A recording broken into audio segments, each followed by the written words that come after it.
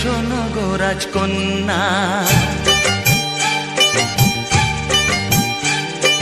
তোমায় পেলাম ভাগ্য গুণে শোনো গো রাজকন্যা, আজ থেকে শুধু তোমার হলাম অন্য কারো না।